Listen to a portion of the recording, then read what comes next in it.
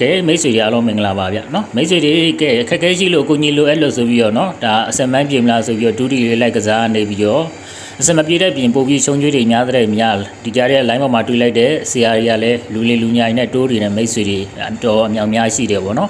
တကယ်ကိုကြီးလိုရတဲ့တကယ်ခက်ခဲရှိတယ်တကွက်ကောင်းတစ်ချက်ကောင်းပန်းနန်တိတိကျကျမမှန်ကန်ကန်ရကျင်တဲ့မိတ်ဆွေတွေရှိလို့ရှိရင်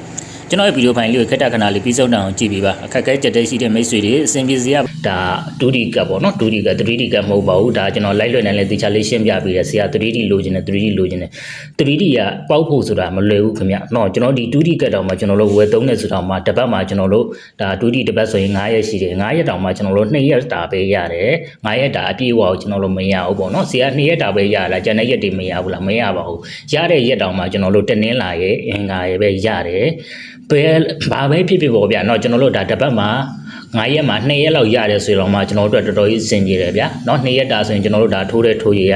ဒါ4ချိန်မြောက်4ချိန်ရှိတယ်ပေါ့4ချိန်မှာကျွန်တော်တို့ဘက်ကနေ2ချိန်3ချိန်လောက်အောင်မြင်နေဆိုရင်တော့မှတိတိကျကျမှန်မှန်ကန်ကန်ဗျာတကွက်တည်းထိုးရတာ2ချိန်3ချိန်လောက်အောင်မြင်နေဆိုရင်တော့မှကျွန်တော်တို့တော်တော်ကြီးစင်ပြေတယ်ကျွန်တော်တို့တော်တော်ကြီးလုံလောက်တယ်ပေါ့เนาะအဲဒါကြောင့်မို့လဲကျွန်တော်ပြီးခဲ့တဲ့ဘက်ကကျွန်တော်တို့အောင်မြင်ခဲ့တယ်အောင်မြင်ခဲ့လို့လဲကျွန်တော်ဒီငွေသားတွေဆိုရင်ဒါအောင်မြင်သားတဲ့အဖွဲသားကြီးကလည်းကျွန်တော်ဒါဝိုင်းဝင်းပြီးလှူပေးထားတာရှိတယ်เนาะရှိတယ်ဆိုတော့ဆရာကြိုက်နေတဲ့နေရာမှာသုံးပါဒီလိုမျိုးဆရာကောင်းသမားကောင်းနဲ့အခုမှတွေ့တယ်ပေါ့နော်အဲ့လိုမျိုးလေသူတို့အားရဝမ်းသာစာနဲ့ဒါသူတို့ငွေတွေပေးသွင်းကြတယ်ပေးလှူကြတယ်နော်ကျွန်တော်တို့အခုလက်ရှိဆိုရင်ဟိုအရင်ဘက်ကလည်းကျွန်တော်တို့ဒါတောက်လျှောက်လှူပေးခဲ့တယ်ကျွန်တော်တို့ဒါဆိုရင်ပတ်တသိန်းခွဲပေါ့နော်ပတ်တသိန်းခွဲဆိုမြန်မာငွေဆိုရင်ကျွန်တော်တို့ဒါသိန်း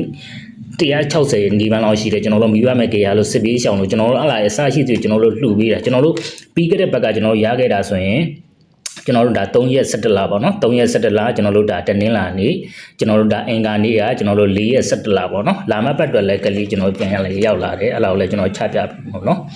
လာမပတ်ဆိုရင်ကျွန်တော်တို့ဒီမှာခဲတော်မချရသေးဘူးပေါ့နော်ခဲတော်မချသေးရောက်ချင်းကျွန်တော်ဒါအားချင်း like ကိုလွှင့်ပြပေးတာပေါ့တကယ်ခက်ခဲရှိတဲ့ကိုကြီးလိုအပ်တဲ့ဆိုရင်တော့ကျွန်တော်လက်ခံပေးမယ်ကျွန်တော်ဗီဒီယိုဖိုင်လေးတော့ပြီးဆုံးတိုင်လို့ကြည့်ပေါ့နော်ကြော်မကြည့်ရင်းမကြည့်နဲ့ဆိုတာကဘာကြောင့်လဲဆိုရင်ကျွန်တော်လည်းဒါဒီကက်ကိုပြပြီးအသေးစိတ်လိုက်ရောက်နေတာမဟုတ်ဘူးသူတာလည်းရအောင်တကယ်ခက်ခဲရှိတဲ့လူတွေကိုကြီးလိုအပ်တဲ့လူတွေလည်းအဆင်ပြေပါစေရပါစေဆိုတဲ့ဆန္ဒနဲ့ကျွန်တော်တို့ကလှုပ်ဆောင်ပေးတာ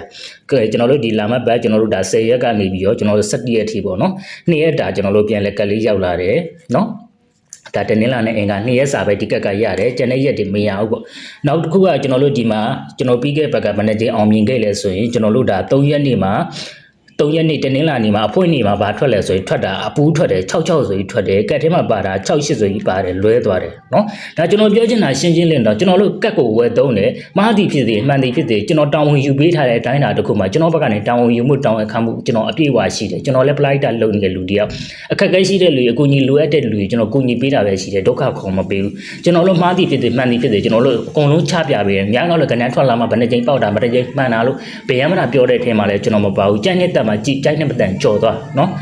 ဟုတ်ပြီဒါဆိုရင်ကျွန်တော်တို့ဒါ68မှာကျွန်တော်တို့လွဲခဲ့တယ်ကျွန်တော်တို့ဒါတနင်္လာနေ့ညနေပိုင်းမှာဘာထွက်လဲ6တစ်ဆိုရင်ကျွန်တော်တို့ထွက်ခဲ့တယ်เนาะ6တစ်ထွက်ခဲ့တာဖြစ်တဲ့အတွက်ကျွန်တော်တို့6တစ်မှာအောင်မြင်မှုရတယ်ပြီးလို့ရှိရင်ကျွန်တော်တို့4ရက်နေ့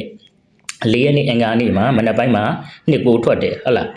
းကျွန်တော်ညနေပိုင်းမှာ3.9ဆိုပြီးတော့ကျွန်တော်တို့ဒါထွက်ခဲ့တယ်เนาะကျွန်တော်တို့3ချိန်ရတယ်3ချိန်ရတဲ့ဖြစ်တဲ့အတွက်ကျွန်တော်တို့ဒါပုံမှန်လင်းလင်းပြောလို့ရှိရင်4ချိန်ထွက်တဲ့ခါကြီးလည်းရှိတယ်4ချိန်ထွက်ရင်တော့အာထွက်တယ်3ချိန်မဲ့ထွက်ရင်တော့ဒိတ်ပဲထွက်တယ်ဆရာဒါဆိုရင်ဒီကဏ္ဍကဇာတုအာထိုးဖို့လိုလား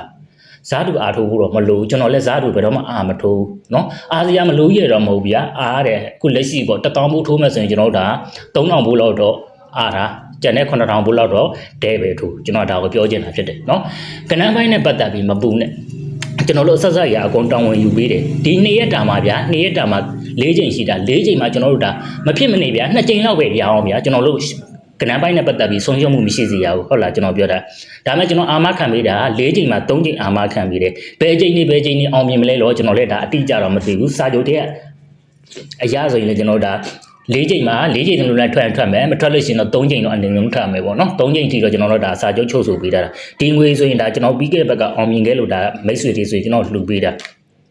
နောက်တစ်ခုကျွန်တော်ပြောချင်တာကျွန်တော်တို့ကလည်းလူတူတယောက်ကိုလက်ခံကူညီပေးပြီဆိုရင်ကျွန်တော်တို့ကဖောင်နေဖြည့်ပေးရတာရှိတယ်ကျွန်တော်တို့ဒါနာမည်နေတဲ့တိုင်းဒေသထိုးကြီးဒါကျွန်တော်ချပေးတဲ့ကဏ္ဍအစပေါ့နော်ဒီကောင်စီလည်းဒါကျူဝါတွေပါရောပါတာပေါ့နော်ဒါဆိုရင်သူတို့ရဲ့အမှတ်တစိတ်တုံးတွေပါလဲအကုန်လုံးဒါထုစစ်ပေးထားတယ်ပေါ့နော်ဒီမှာဆိုလည်းကျွန်တော်တို့ဒါ12နိုင်1မိနစ်ဆိုရင်12နိုင်1မိနစ်ဒါညနေ4နိုင်ခွဲဆို4နိုင်ခွဲပေါ့နော်ဒါပေမဲ့ကျူဝါတွေပါတော့ဒါအထွေထူးတော့မဟုတ်ဘူးပေါ့နော်ဒီကောင်လည်းခုလက်ရှိကျူဝါတွေပါတယ်ကျွန်တော်ခဲတော့မချရသေးဘူးဒီကောင်ခဲချစ်လိုက်ရင်တော့ဒီထက်ကဏ္ဍပဲဒါရိုက်လိုက်တော့ပေါ်လာမှာပေါ့နော်ဒါအသိထူးဆန်းတော့မဟုတ်ပြီဒါဆိုရင်တော့ကျွန်တော်ကျမလို့ဆရာ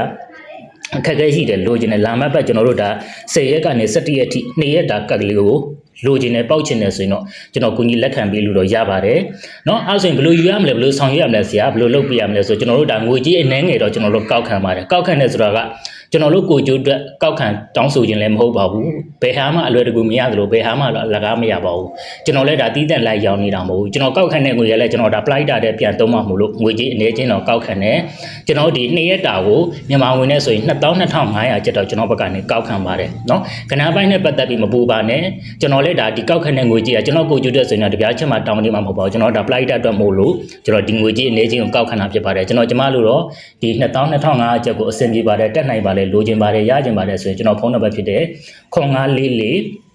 911 9ကိုဖုန်းတိုက်ရိုက်လေးဆက်သွယ်ပြီးပါလို့မြေတိုက်ရက်ခံပါတယ်ကျွန်တော်လူအမြောင်များလဲလက်ခံပေးမှာမဟုတ်ပါဘူးလူဦးရေအနေချင်းပဲကျွန်တော်ဘက်ကနေကူညီပေးမှာပါเนาะအဲ့လာကြောင့်မို့ဒီ live လေးကိုဒီ video file လေးကိုတွေ့ရဆိုရင် share မှု share လေးနဲ့တယောက်တစ်ချက်ဝိုင်းရန်ကူညီပေးပြီးရောကျွန်တော်ဖုန်းလေးကိုတိုက်ရိုက်လေးဆက်သွယ်ပြီးပါလို့မြေတိုက်ရက်ခံပါတယ်ကျွန်တော်ပါဇက်ကပြောတဲ့ဖုန်းနံပါတ်ကိုဆက်ပါ0944 911 9ဆိုတဲ့ဖုန်းပဲဆက်ပါဒီလိုငွေမျိုးဒီလိုကဏ္ဍတိကျမျိုးပိုင်နိုင်တိတိကျကျမှန်မှန်ကန်ကန်ရကျင်တဲ့ဆိုတော့ကျွန်တော်တို့တိုက်ရိုက်လေးဆက်သွယ်ပြီးနောက်အခုလက်ရှိမှာလဲ online ပေါ်မှာကူညီပေးမဲ့လူကခက်ချက်ကြဒုက္ခပေးမဲ့လူကများတယ်အဲ့ဒါကြောင့်မို့မိတ်ဆွေတို့အနေနဲ့တတိထားပါလေးလာပါဝေဖန်ပါဘယ်ဟာမှအလွယ်တကူမယုံကြပါနဲ့လို့ကျွန်တော်ဘက်ကနေလည်းမေတ္တာရက်ခံပါတယ်အခုလူကြည့်ရှုပြီးတဲ့ညီကောင်မောင်နှမအားလုံးလဲခုနှစ်သားသမီးအားလုံးလဲကြမ်းမှချမ်းသာကြပါစေမင်္ဂလာရှိသောနေ့ရက်လေးဖြစ်ကြပါစေလို့ကျွန်တော်ဘက်ကဆုမကောင်းတောင်းရင်ဗီဒီယိုဖိုင်လေးကိုရနာခွင့်လည်းပြပါအောင်ခင်ဗျာ